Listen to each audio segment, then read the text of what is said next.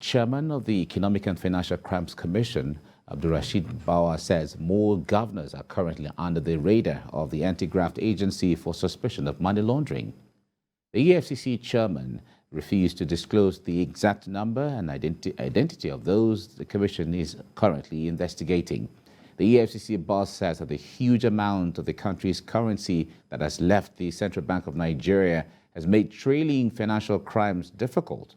Abdulrasheed Bawa told State House correspondents in Abuja that the naira redesigning is an opportunity for the government to regain control over the cash flow in the country. The result, was a very successful one, and we are analyzing the facts that we have gathered, and we'll continue to do that, until, of course, the information is otherwise. What do you mean by successful? Successful in the sense that we got an intel that says that there is this, and then we went for it, and then we realized that yes, it is true. And then, of course, based on our mandate of fighting crime, we realized that yes, the funds and intel is leading towards that, and that is why it is successful. Of course, recoveries were made, and recoveries will continue to be made. I don't want to mention figures in terms of the amount, but it is huge. The Nigerian military authorities say that the list of the 19 wanted terrorists with bounties on them will be updated when necessary. The Director of Defense Media Operations, Major General Musa Damadami, disclosed this while assuring residents, especially in Abuja, that despite the evolving security challenges, efforts to tackle them are ongoing. Sifonesian has the story. It's another media engagement with the Defense Media Operations. The last 2 weeks have been eventful across the theaters of operations. At least 2 of the wanted 19 terrorists with a bounty on them have been killed. Many more whose names were not on the list died during airstrikes by the Nigerian Air Force. Not everybody that is wanted on that list is going to be continuously be reviewed based on information we're getting from the intelligence community. Those lists is going to be reviewed. But the security situation is constantly evolving and more threats are emerging in the run-up to the elections in 2023. We will continue to do our work. We are not sleeping and we are not relenting on our efforts. We will continue to do our work, irrespective of whatever is happening in the country. What remains to be seen is how the security forces will live up to their billings. Sifonesian, TVC News, Abuja. The Deputy Minority Leader of the House of Representatives is urging President Muhammadu Buhari to assent to the Roads Fund Bill for enhanced road network in Nigeria. The former chairman, House Committee on Works, spoke when he hosted the leadership of the Council for the Regulation of Engineering in Nigeria, COREN. National Assembly correspondent Joki Adisa has the story. Chairman House Committee on Works in the 8th Assembly, Tobi Okechukwu played academy role in the amendment of the bill establishing COREN. COREN is here to formally appreciate the contributions to the engineering profession by the lawmaker, who is now the Deputy Minority Leader. While it appreciates engineering has received a boost with the new law, COREN laments the profession is facing numerous challenges in the country. We started implementation of the Act, and we are already seeing signs that the Act will change the face of engineering practice in Nigeria. From the benefit of hindsight, the sector, with Tobi Okechukwu support, proposed the Roads Fund Bill and the Authority Fund Bill to give a facelift to Nigerian roads. Sadly, the 2 bills passed by the National Assembly have not been assented to by Mr. President. This working visit is an opportunity for a renewed call on President Muhammadu Buhari to revisit the bills in the nation's interest. We must have to follow up the activism, and the pressure from the press has to be momentous.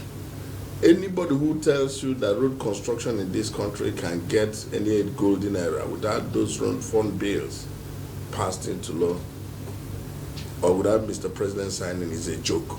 At a recent budget defense meeting, Works Minister Babatunde Fashola said government had an over 10 trillion naira liability and 765 outstanding certificates. This, the Deputy Minority Leader says, will be reversed if the 2 bills were signed into law. There isn't any way you can develop roads in this country without dealing with the issue of road reforms in the system. And those acts were meant to cure that. Koren has now enlisted the deputy minority leader into the Nigerian Society of Engineers Honorary Fellows in appreciation of his many contributions to engineering and particularly the Koren Amendment Act. Joke Edsa, TVC News, Abuja. In Ondo State, members of the Chemical and Non-Metallic Products Senior Staff Association of Nigeria have expressed worry over the impact of crude oil theft on the country's budget deficit, rising debt profile and shrinking revenue. National President of the association, Segun David, raised the concern at the opening session of the 27th Annual National Management and Industrial Relations Seminar in Akure, the state capital. Ayodeji Moradeo has the story. Different issues of national interest and those that affect productivity and relevance of workers came to the center stage at this seminar in Akure, the Ondo State capital.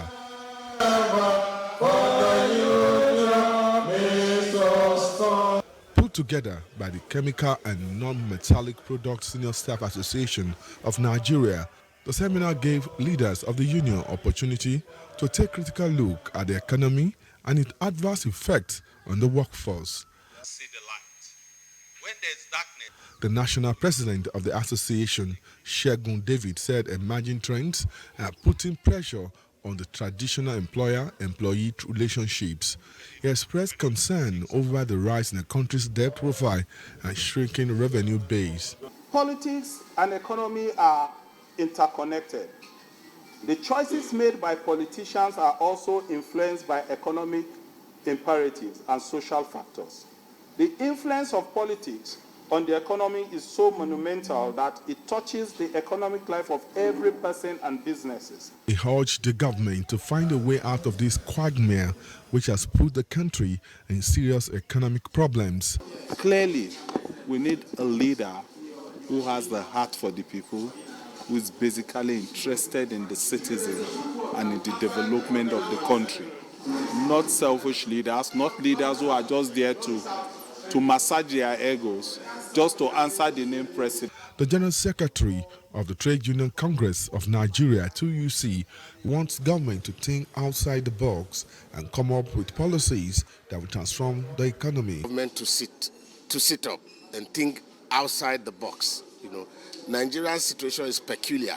We should devoid ourselves from taking Wall Street prescription. We have a peculiar situation. They must design economic policies that will deal with the local situation in Nigeria. That is the only way. Other speakers hammered on the need for better welfare packages for workers and effective management of industrial relations. Ayodeji Moradeo, TVC News, Akure.